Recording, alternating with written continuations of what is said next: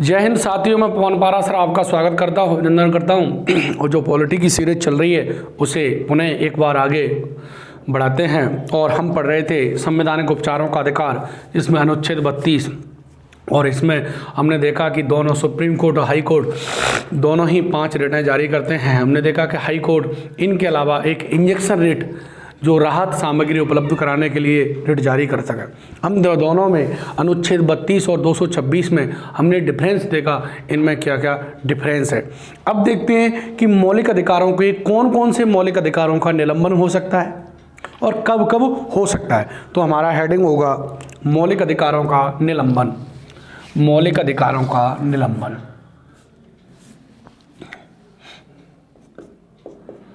मौलिक अधिकारों का मौलिक अधिकारों का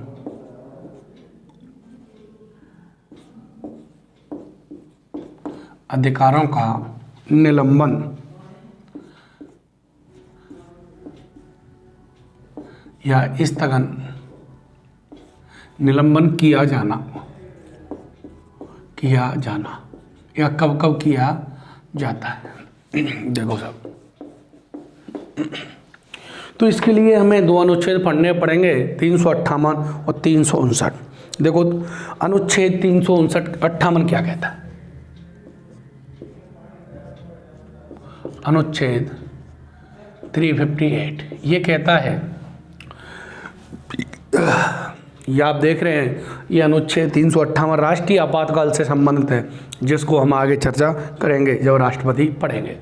तो ये कहता है कि राष्ट्रीय आपातकाल की घोषणा होते ही, तो ये क्या कहता है, ये कहता है राष्ट्रीय आपातकाल की, अनुच्छेद 358 ये कहता है राष्ट्रीय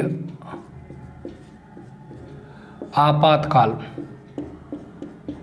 हमारे संविधान में 3 आपातकाल हैं। राष्ट्रीय आपातकाल अनुच्छेद कौन सा है, 352। राष्ट्रीय आपातकाल की घोषणा होते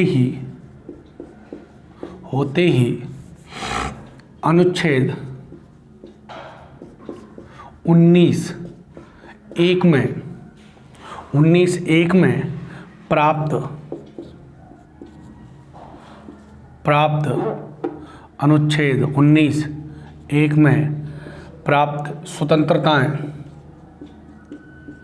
यानी अनुच्छेद 19(1) में कितनी स्वतंत्रताएं, 6। तो अनुच्छेद 19 में प्राप्त स्वतंत्रताएं स्वतः ही निलंबित हो जाएंगी, स्वतः ही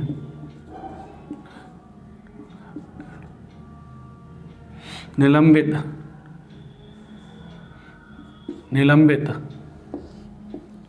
हो जाएंगी। यानी अनुच्छेद 358 कहता है, कौन सा अनुच्छेद, 358 कहता है कि देश में राष्ट्रीय आपातकाल की घोषणा या अनुच्छेद 352 लागू होती अनुच्छेद 19 में जो स्वतंत्रताएं प्राप्त हैं, अनुच्छेद 19(1) में प्राप्त स्वतंत्रताएं स्वतः ही निलंबित हो जाएंगी। इनको निलंबित करने की जरूरत नहीं है, अप्रभावी हो जाएंगी, निष्क्रिय हो जाएंगी, स्थगित हो जाएंगी, कोई घोषणा करने की जरूरत नहीं है। जैसे ही देश में राष्ट्रीय आपातकाल लगेगा तो अनुच्छेद 19 में जो हमें क्या प्राप्त है, स्वतंत्रताएं प्राप्त हैं, वो क्या हो जाएंगी, निलंबित हो जाएंगी। परंतु इसमें क्या लिखा है,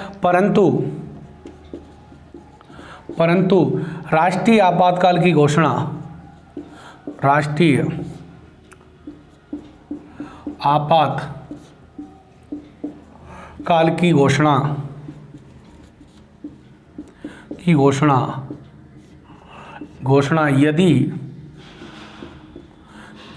यदि सशस्त्र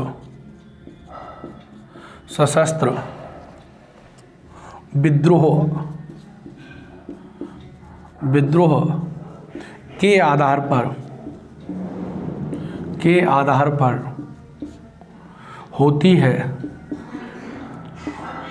है तो अनुच्छेद 19 वन की स्वतंत्रताएं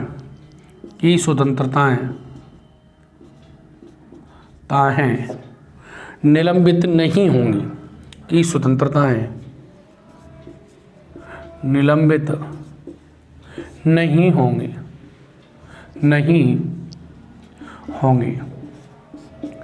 यानी ये कहता है कि यदि राष्ट्रीय आपातकाल की घोषणा सशस्त्र विद्रोह के आधार पर की गई है तो अनुच्छेद 19 में जो स्वतंत्रताएं प्राप्त हैं वो निलंबित नहीं होंगी। तो देखो, राष्ट्रीय आपातकाल की घोषणा 3 आधारों पर होती है। राष्ट्रीय आपातकाल की घोषणा के कितने आधार हैं? 3। नंबर 1, युद्ध हो जाए। इसको व्यापक रूप से जब पढ़ेंगे, जब राष्ट्रपति पढ़ेंगे या राष्ट्रीय आपातकाल पढ़ेंगे, बाह्य आक्रमण और नंबर 3 सशस्त्र विद्रोह। पहले आंतरिक अशांति था, परंतु 44वें संविधान संशोधन के द्वारा इसे क्या कर दिया गया? सशस्त्र विद्रोह शब्द जोड़ दिया गया है आंतरिक अशांति के स्थान पर।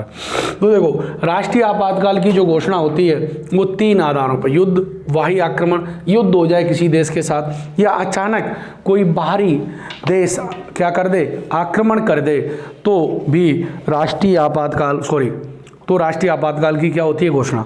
परंतु देश के अंदर या सेना के अंदर सशस्त्र विद्रोह हो जाए तो ये 3 आधार हैं। परंतु जब युद्ध और बाह्य आक्रमण के आधार पर घोषणा होगी तभी अनुच्छेद 19 में जो स्वतंत्रताएं प्राप्त हैं निलंबित होंगी। यानी युद्ध और बाह्य आक्रमण के आधार पर जब राष्ट्रीय आपातकाल की क्या होती है? घोषणा होती है, तभी अनुच्छेद 19 में जो स्वतंत्रताएं प्राप्त हैं निलंबित होंगी, बाकी निलंबित नहीं होंगी। यानी अगर सशस्त्र विद्रोह के आधार पर राष्ट्रीय आपातकाल की घोषणा की जाती है तो अनुच्छेद 19 में प्राप्त स्वतंत्रताएं कभी निलंबित नहीं होंगी। परंतु यदि 2 आधारों पर इनकी घोषणा होती है तो अपने आप इसको क्या हो जाएंगे? निलंबित हो जाएंगे, निलंबित करने की जरूरत नहीं पड़ेगी। ये कहता है अनुच्छेद कौन सा? 358। इसे कब जोड़ा गया? तो इसे यानी ये सशस्त्र विद्रोह शब्द के अगर आधार पर होती है तो राष्ट्र 19 में स्वतंत्रताएं निलंबित नहीं होंगी। इसे 44वां संविधान संशोधन 1978 में जोड़ा गया। तो एक तो कब निलंबित हो सकती हैं? जो हमारे मौलिक अधिकार हैं, जब राष्ट्रीय आपातकाल की घोषणा होती है तो अनुच्छेद 19 स्वतः ही अप्रभावी हो जाता है। परंतु यदि राष्ट्रीय आपातकाल की घोषणा सशस्त्र विद्रोह के आधार पर होती है तो अनुच्छेद 19 में प्राप्त स्वतंत्रताएं निलंबित नहीं होंगी। इस तरीके से ये हमारा अनुच्छेद हुआ 358। कौन सा हुआ? 358।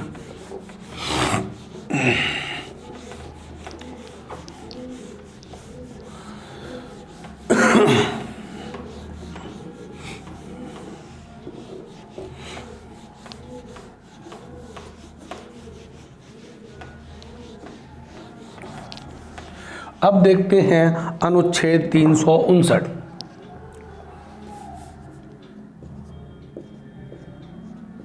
अनुच्छेद 359 ये क्या कहता है? ये कहता है साहब कि राष्ट्रपति अपने आदेश द्वारा शेष मूल अधिकारों को निलंबित कर सकता है, परंतु ध्यान रखना 20 और 21 को कभी निलंबित नहीं किया जाएगा। तो ये राष्ट्रपति को शक्ति देता है। तो राष्ट्रपति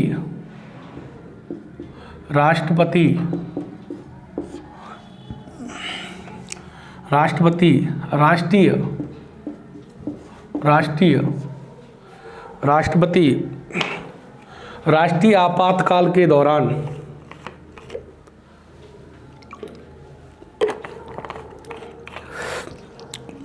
राष्ट्रपति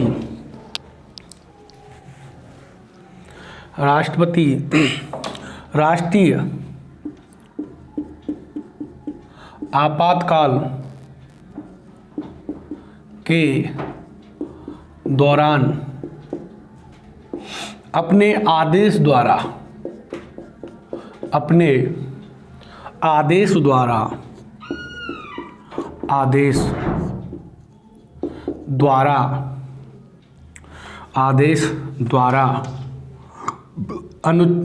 अनुच्छेद 20 व 21 को छोड़कर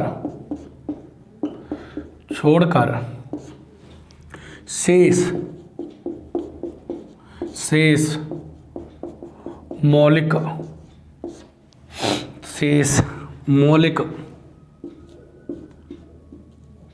अधिकारों का निलंबन कर सकता है। यानी राष्ट्रपति को ये शक्ति दी गई है। किसको दी गई है? राष्ट्रपति को शक्ति दी गई है कि राष्ट्रपति राष्ट्रीय आपातकाल के दौरान अपने आदेश के द्वारा, राष्ट्रपति आदेश दे दे तो अनुच्छेद 20 और 21 को छोड़कर जितने भी शेष मौलिक अधिकार बचते हैं, शेष अनुच्छेद बचते हैं, उनका क्या कर सकता है? निलंबन कर सकता है। यानी 1900 स्वतः निलंबित हो जाएगा। बाकी को निलंबित करने के लिए राष्ट्रपति क्या जारी करता है? आदेश जारी करता है। परंतु हम बात करें कि अनुच्छेद 20 और 21 कभी भी निलंबित नहीं होंगे, तो कह सकते हैं हम कि अनुच्छेद 20 व 21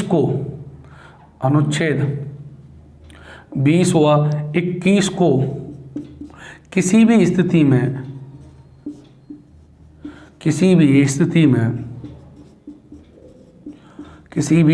में निलंबित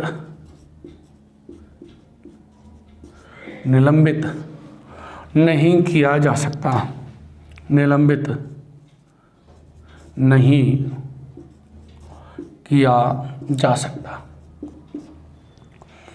नहीं किया जा सकता।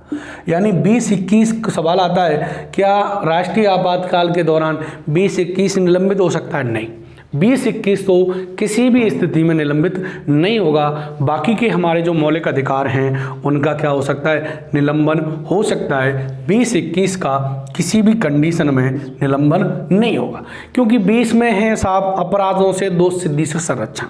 अगर राष्ट्रीय आपातकाल चल रहा है और सरकार कोई भी किसी भी व्यक्ति पे अपराध लगा करके जेल में डाल दे, ऐसा नहीं कर सकती। 21 में हमने पढ़ा कि व्यक्ति को प्राण और दैहिक स्वतंत्रता प्राप्त है।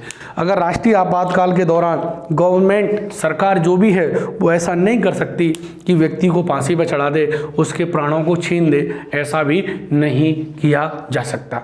इस तरीके से मौलिक अधिकारों का क्या हो सकता है? निलंबन हो सकता है राष्ट्रीय आपातकाल के दौरान।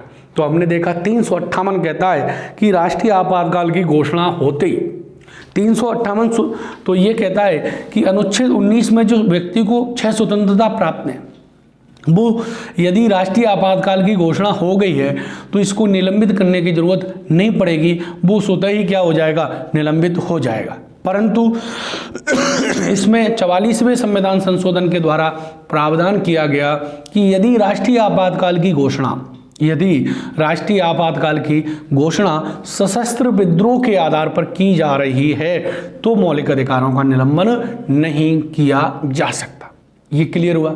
इसके बाद अनुच्छेद 359 कहता है कि भाई राष्ट्रीय आपातकाल के दौरान राष्ट्रपति को यह शक्ति देता है कि राष्ट्रपति चाहे तो, उसकी इच्छा पर निर्भर करता है, राष्ट्रपति चाहे तो मौलिक अधिकारों का, जो शेष मौलिक अधिकार हैं, उनका निलंबन कर सकता है। यानी और मौलिक जो अधिकार शेष बचते हैं 19 के अलावा, उनको राष्ट्रपति को निलंबित करने की क्या है? शक्ति। उनको निलंबित करना पड़ेगा, आदेश देना पड़ेगा, जब भी वो निलंबित होंगे, बाकी निलंबित नहीं होंगे। परंतु इसमें एक प्रावधान ये है कि अनुच्छेद 20 और 21 को किसी भी स्थिति में निलंबित नहीं किया जा सकता। इस तरीके से मौलिक अधिकारों का ये होता है निलंबन।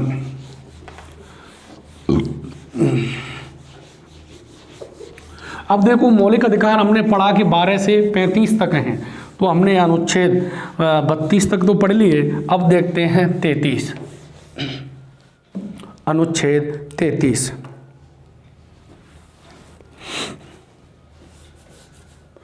अनुच्छेद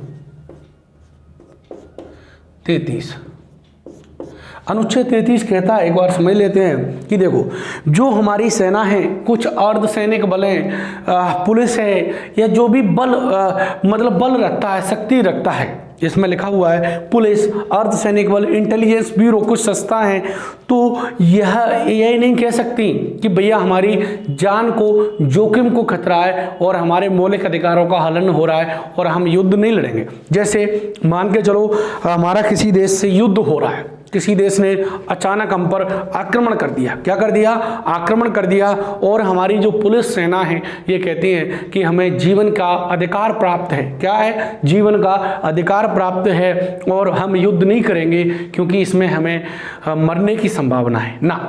तो ऐसी स्थिति में अनुच्छेद 33 कहता है कि इनके मौलिक अधिकारों को निलंबित किया जा सकता है, स्थगित किया जा सकता है। क्लियर हुआ। जैसे पुलिस वगैरह है, तो इन सबके जो भी बल रखते हैं, शक्ति रखते हैं, इंटेलिजेंस ब्यूरो, जो भी संस्था है, इनके मौलिक अधिकारों का क्या किया जा सकता है, निलंबन किया जा सकता है। तो अनुच्छेद 33 क्या कहता है कि सैनिक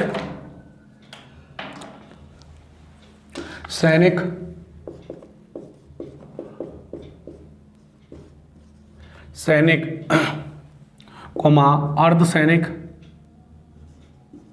अर्धसैनिक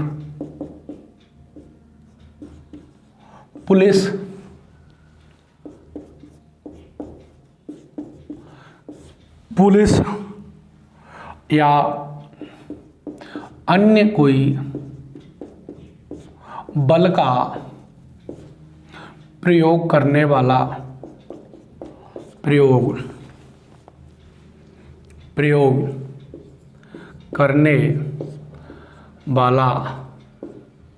के मौलिक अधिकारों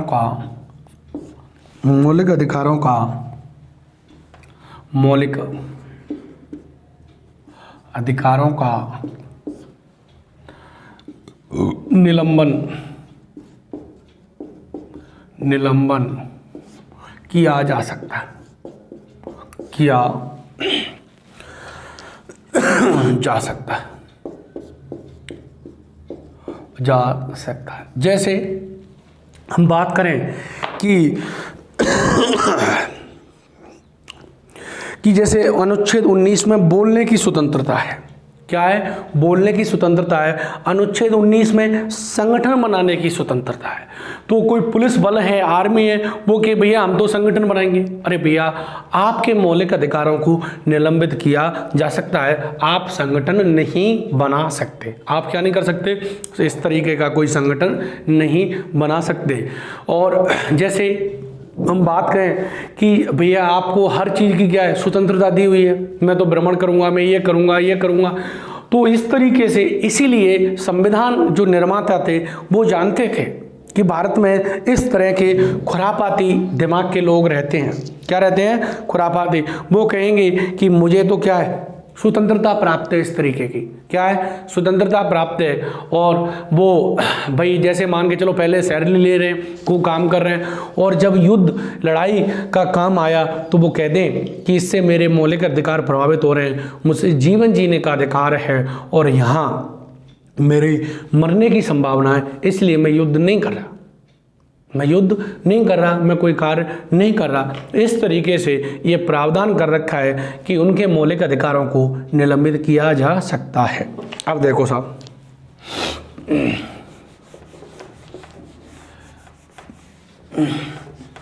अनुच्छेद 34, अनुच्छेद 34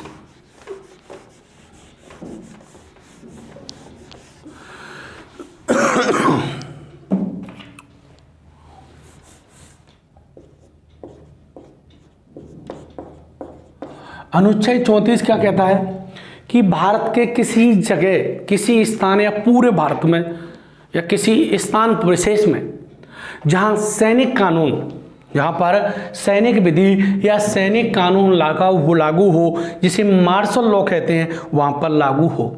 तो व्यक्तियों के अधिकारों को, लोगों के अधिकारों को, अभी यहाँ 33 में सेना की बात हो रही थी, 34 में क्या है कि जहाँ पर सेना कानून मार्शल लॉ लागू हो, वहाँ के लोगों के अधिकारों को निलंबित किया जा सकता है। क्या किया जा सकता है?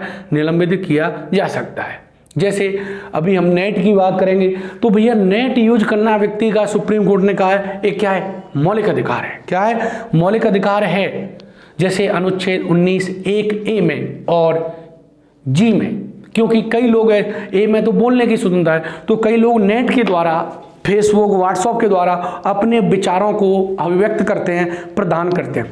दूसरी, जैसे अनुच्छेद जी में कहा गया है व्यवसाय करने की स्वतंत्रता। बहुत सारे लोग ऐसे हैं जो नेट के द्वारा, इंटरनेट के द्वारा अपना व्यवसाय करते हैं, जैसे ई मित्र की दुकान हो गई। बहुत सारी सर्विस ऐसी हैं जैसे उबेर, ओला वगैरह, वहाँ भी, और जो खाने के लिए भी कई कंपनियां हैं जो नेट के द्वारा आपको आप ऑर्डर की और आपको खाना आता है। तो अगर इससे उसका व्यवसाय क्या हो रहा है? प्रभावित हो रहा है। तो जो जम्मू कश्मीर वाला मामला था, वहाँ लंबे समय तक इंटरनेट को क्या किया गया था? बंद किया गया था। उस समय सुप्रीम कोर्ट ने कहा कि इंटरनेट भी व्यक्ति का क्या है? एक मौलिक अधिकार है, आप इसे निलंबित नहीं कर सकते। तो हम जो पढ़ रहे हैं, जैसे अब वहाँ पर जैसे कहीं सेना विधि लागू है और आप कह रहे हैं भैया मुझे तो घूमने की स्वतंत्रता है, तो वहाँ पर आपको घूमने से रोक दिया जा सकता है, रोका जा सकता है। वहाँ पर आपको ऐसा नहीं है कि आप घूमेंगे, घूमने से रोका जा सकता है। और आप कहें मुझे तो यहाँ पर संगठन सभा करने की अनुमति है, मुझे स्वतंत्रता है ना, तो इस समय आपकी स्वतंत्रताओं को निलंबित किया जा सकता है। आपके जो अधिकार हैं, फंडामेंटल राइट्स हैं, उनको रोक दिया जा सकता है, स्थगित किया जा सकता है, निलंबित किया जा सकता है। जब किसी स्थान पर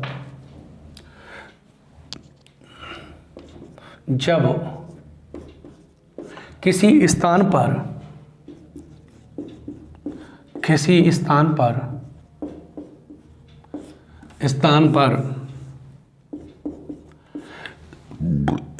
पर सैनिक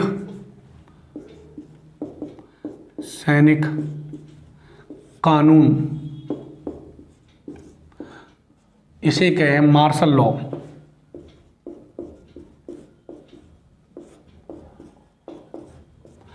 सैनिक कानून लागू हो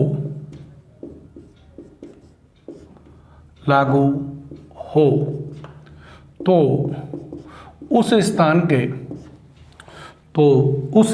के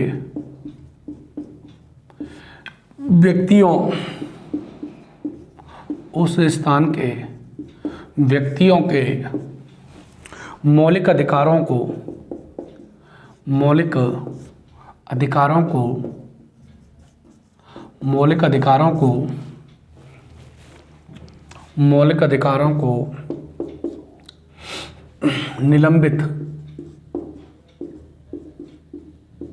निलंबित किया जा सकता है।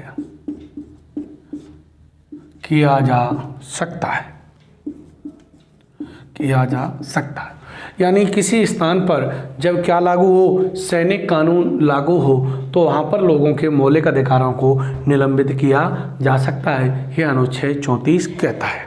अब देखो साहब, अनुच्छेद 35।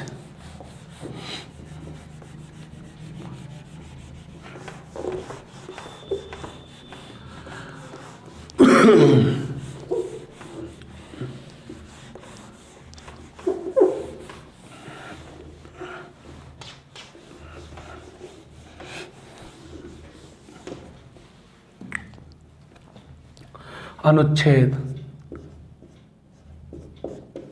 35 ये कहता है कि भैया मौलिक अधिकारों में संबंधित कानून या संशोधन केवल कौन बना सकती है? संसद बना सकती है। यह शक्ति राज्य विधानमंडल को प्राप्त नहीं है। यानी राज्य सरकार या राज्य विधानमंडल मौलिक अधिकारों से संबंधित कोई कानून नहीं बना सकता। इनमें संशोधन केवल कौन करेगी? संसद करेगी। और बात करें संविधान में संशोधन केवल संसद ही कर सकती है, राज्य विधानमंडल संशोधन भी नहीं कर सकते।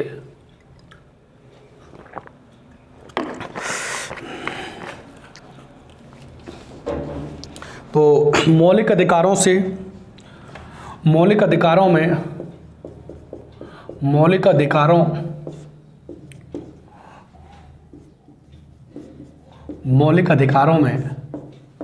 संशोधन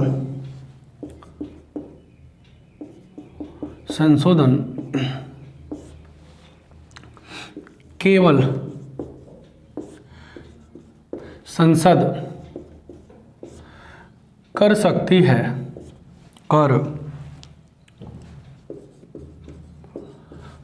है, राज्य विधानमंडल नहीं। यानी मौलिक अधिकारों में संशोधन की बात हो या इससे संबंधित कानून बनाने की बात हो, निर्माण की बात हो, तो केवल कौन करेगी? तो भी संसद ही करेगी, राज्य विधानमंडल नहीं कर सकता। कौन नहीं कर सकता? राज्य विधानमंडल नहीं कर सकता। यह शक्ति केवल किसको प्राप्त है? संसद को प्राप्त है, राज्य विधानमंडल को प्राप्त नहीं है।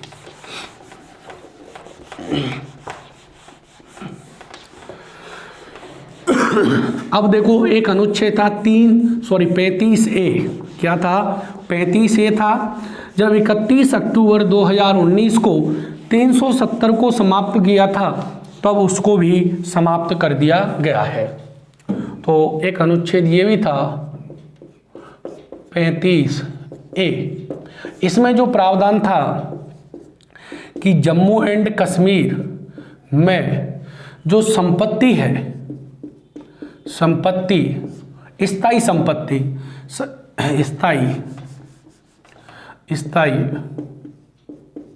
संपत्ति या कहें स्थायी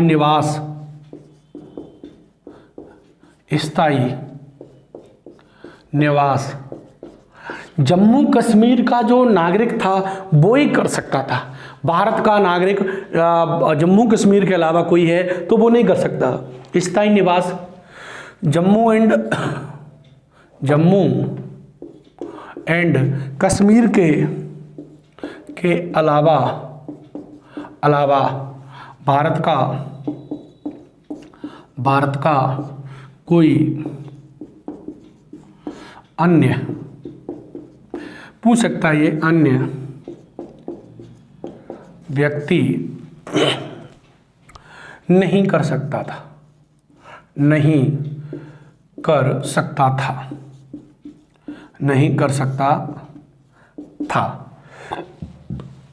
भारत का नहीं कर सकता था, परंतु इसे 31 अक्टूबर 2019 को समाप्त कर दिया गया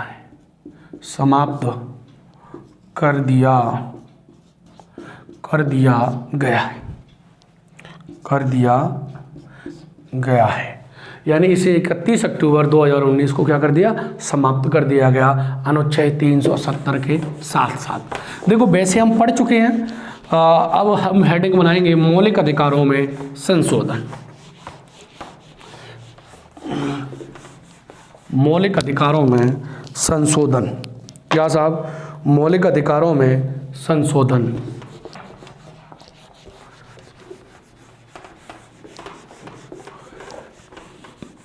देखो तो हमने देखा कि सरकार में और न्यायपालिका में हमेशा मौलिक अधिकारों को लेकर के क्या रहा है? टकराव रहा है। क्या रहा है? टकराव की स्थिति रही है। हमने अनुच्छेद 13 पढ़ा कि 13(1) कहता है कि संविधान लागू होने से पूर्व की विधियां यदि मौलिक अधिकारों का क्या कर रही हैं? उल्लंघन कर रही हैं, तो न्यायपालिका उसे अवैध कर सकती है।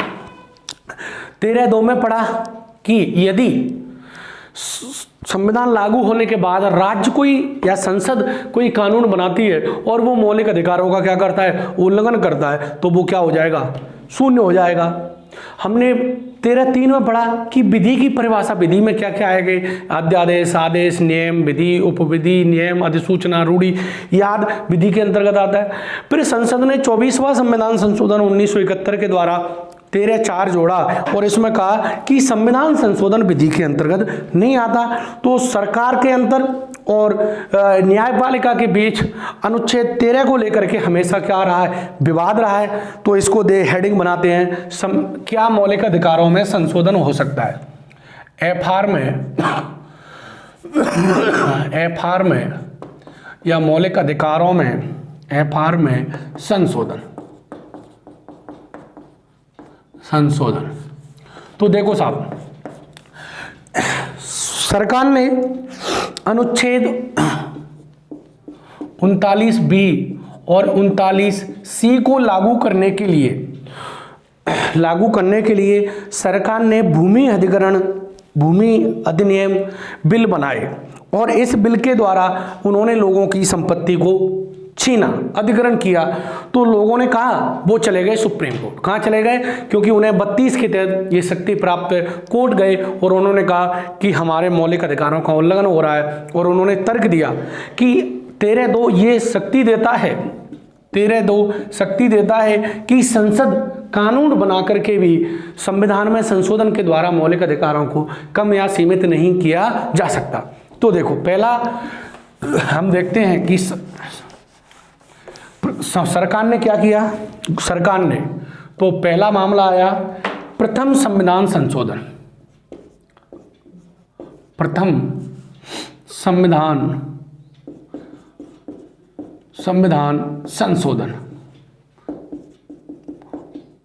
संशोधन और इसके द्वारा संविधान में 9वीं अनुसूची जोड़ी, 9वीं अनुसूची।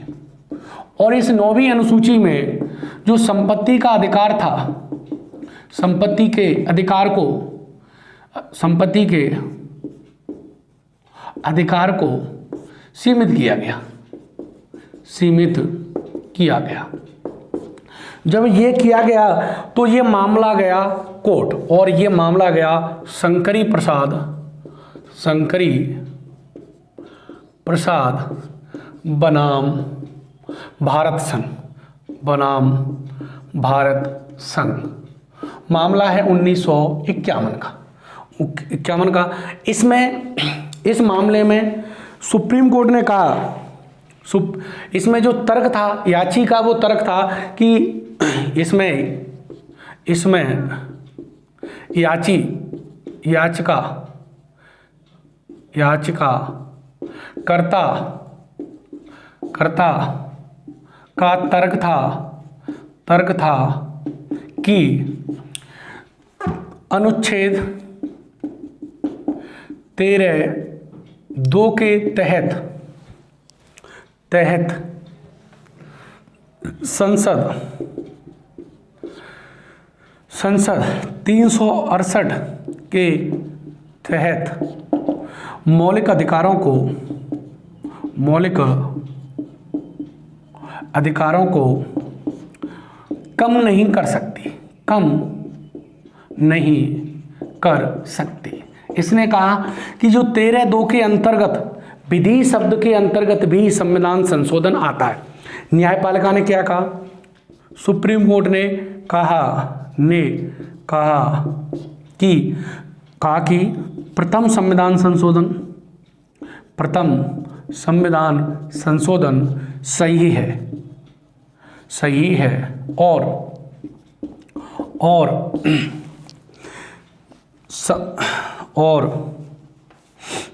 अनुच्छेद 368 विधि के अंतर्गत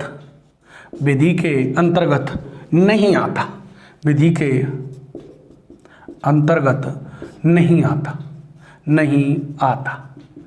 ये कह दिया, नहीं आता। यानी इसने कहा कि भैया सुप्रीम कोर्ट ने कि 368 के तहत संविधान संशोधन किए जा सकते हैं, ये विधि शब्द के अंतर्गत नहीं आता। यानी 368 को विधि से बाहर रखा। ये सर्वमान्य विधि है, यानी संसद संविधान में संशोधन मौलिक अधिकारों को कम या सीमित कर सकती है संविधान संशोधन के द्वारा। अब इसके बाद जो अगला मामला आया वो आया सज्जन सज्जन सिंह बनाम भारत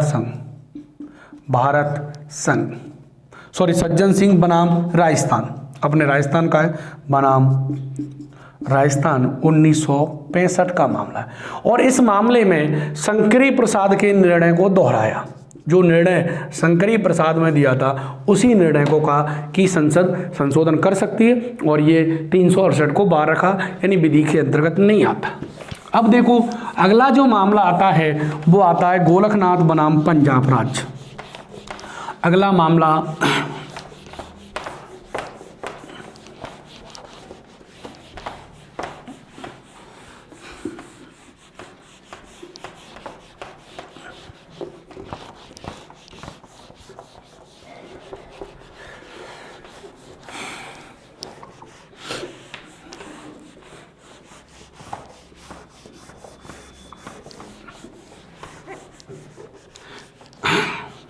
अगला जो मामला आता है गोलखनाथ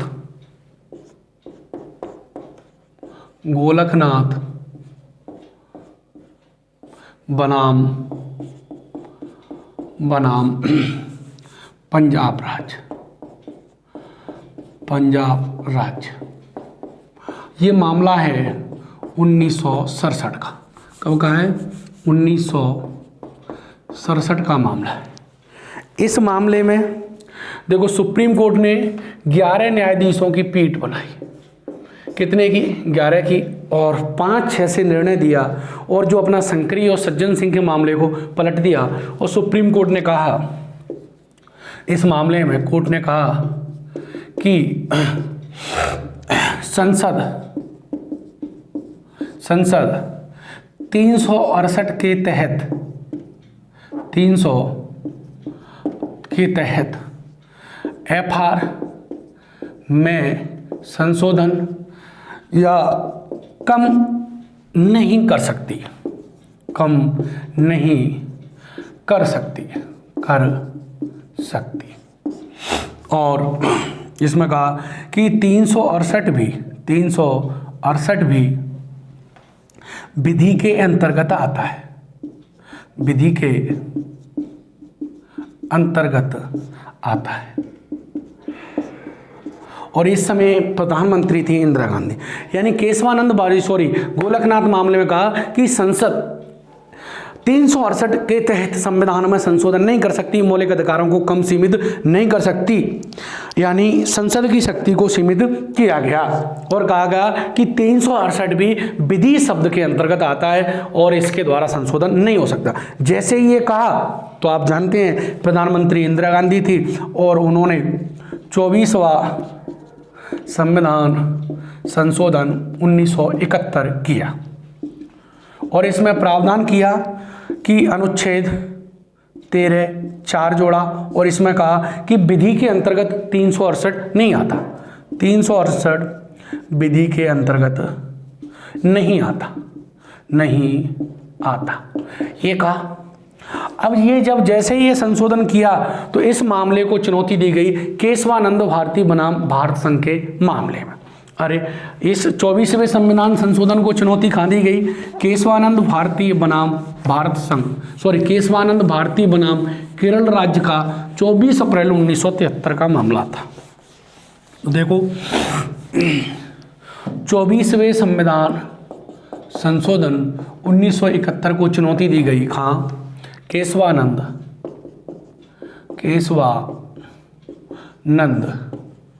भारतीय बनाम केरल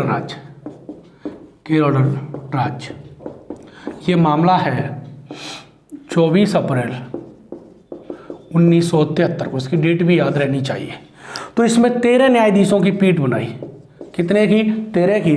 वो न्यायाधीश इस मामले में कहा कि 24वां जो संविधान संशोधन है वो पूरी तरह क्या है? सही है, और कहा कि 368 विधि के अंतर्गत नहीं आता, परंतु दूसरी बात कही कि संशोधन तो कर सकती, परंतु संसद संविधान के मौलिक ढांचे में संशोधन नहीं कर सकती। संशोधन नहीं कर सकती। यानी सुप्रीम कोर्ट ने एक हाथ से दिया, 24वें संविधान संशोधन को वैध ठहराया और कहा ये पूरी तरह क्या है, सही है। परंतु दूसरी तरफ क्या कहा, दूसरी तरफ कहा कि संशोधन कर सकती है, 369 विधि के अंतर्गत नहीं आ सकता, मूल अधिकार छोड़ो पूरे संविधान में ही संशोधन कर सकती है। परंतु कहा कि संसद मौलिक अधिकारों में संशोधन, मौलिक ढांचा है जो संविधान का बेसिक ढांचा है, बेसिक स्ट्रक्चर है, उसमें संशोधन नहीं कर सकती। तो एक हाथ से दिया और दूसरे हाथ से ले लिया, एक हाथ से दिया तो इसको वैध ठहराया। अब साहब हमारी सरकार ने, हमारी संसद ने 42वां संविधान संशोधन किया। क्या किया, 42वां संविधान संशोधन 1976 में। और इसमें कहा 42वां संविधान संशोधन 1976, इसमें कहा कि संविधान संशोधन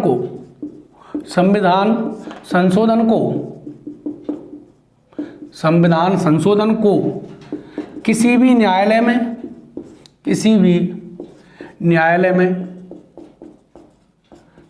में और किसी भी आधार पर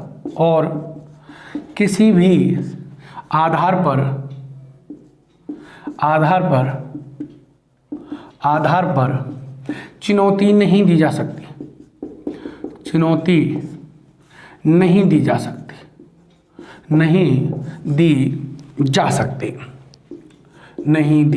सकती। देखो केशवानंद में कहा कि संशोधन कर सकती है, परंतु उसका जो बेसिक स्ट्रक्चर है उसमें संशोधन नहीं कर सकती। अब देखो 42वें के द्वारा क्या करी इंदिरा गांधी ने संशोधन किया कि भैया संविधान संशोधन को किसी भी न्यायालय में क्या नहीं दी जा सकती, चुनौती किसी भी आधार पर। इसका मतलब हुआ कि सुप्रीम कोर्ट की न्यायपालिका की जो न्यायिक पुनरावलोकन करने की शक्ति थी, क्या थी, न्यायिक पुनरावलोकन करने की शक्ति थी, उसका अपहरण किया गया। क्या किया गया, अपहरण किया गया, उसको छीनने का प्रयास किया गया। तो इस मामले को चुनौती दी गई साहब, कहाँ, 42वें संविधान संशोधन को चुनौती दी गई मिनर्वा मिल्स। ये मामला 1980 का है और इसमें जो 42वें संविधान संशोधन के द्वारा ये प्रावधान जोड़ा गया था, इसे पूरी तरह क्या कर दिया, रद्द कर दिया। और सुप्रीम कोर्ट ने कहा कि सुप्रीम कोर्ट की या न्यायपालिका की न्यायिक पुनरावलोकन करने की शक्ति उसका एक मौलिक ढांचा है। क्या है, मौलिक ढांचा है और इसे बदला नहीं जा सकता, इसे छीना नहीं जा सकता। अगर संसद संविधान में संशोधन करे कोई दिक्कत नहीं है, परंतु न्यायपालिका यह देखेगी कि यह संविधान संशोधन संविधान के अनुसार है या नहीं। यदि वो संविधान के अनुसार नहीं है तो उसे रद्द कर सकती है। वर्तमान स्थिति भी यही है, वर्तमान स्थिति यह है कि संसद मौलिक अधिकारों सहित संविधान में कहीं भी संशोधन कर सकती, परंतु संसद जो संविधान का मूल ढांचा है, मौलिक अधिकारों का जो बेसिक स्ट्रक्चर है, उसमें संशोधन नहीं कर सकती। अब मूल ढांचे का निर्धारण कौन करेगी, मूल ढांचे का निर्धारण करने की शक्ति न्यायपालिका को प्राप्त है। किसे प्राप्त है, न्यायपालिका को प्राप्त है। और न्यायपालिका मौलिक ढांचे का निर्धारण बाद दर बाद करेगी, यानी जैसे जैसे न्यायपालिका के पास मामले आते जाएंगे वैसे वैसे न्यायपालिका बताती जाएगी कि ये मौलिक ढांचा है। तो हम शॉर्ट में कहें कि क्या मौलिक ढांचे की अवधारणा संसद की शक्ति को सीमित करती है? हाँ, करती है। संसद संविधान में संशोधन कर सकती है, परंतु उसका जो बेसिक स्ट्रक्चर है, मौलिक ढांचा है, इसको समाप्त नहीं कर सकती, उसमें संशोधन नहीं कर सकती। इस तरीके से ये टकराव चलता रहा और काफ़ी समय तक ये चलता रहा, अभी भी चला था। न्यायिक नियुक्ति जो अधिनियम बनाया था 2015 में, 99वां संविधान संशोधन, उसको जब सरकार ने, न्यायपालिका ने उसे अवैध रद्द किया था, तो फिर मोदी सरकार थी उस समय, उन्होंने न्यायाधीशों की नियुक्ति नहीं की। फिर एक न्यायाधीश हमारे जम्मू कश्मीर में जब मोदी और दोनों मिले तो उनकी आंखों से आंसू झलके। तो इस तरीके का हमेशा देखो, अमेरिका में क्या है कि जो न्यायपालिका है वो सर्वोच्च है, ब्रिटेन में संसद सर्वोच्च है, हमारे यहाँ न न्यायपालिका सर्वोच्च है ना संसद सर्वोच्च है, हमारे यहाँ संविधान सर्वोच्च है। कौन सर्वोच्च है? संविधान। इस तरीके से हमारे जो फंडामेंटल राइट्स है, भाग 3 है, मौलिक अधिकार हैं वो कंप्लीट होते हैं। और आगे की चर्चा जो भाग 4 है नीति निर्देशक DPSP उसको अगली क्लास में पढ़ेंगे। थैंक यू, धन्यवाद, थैंक यू।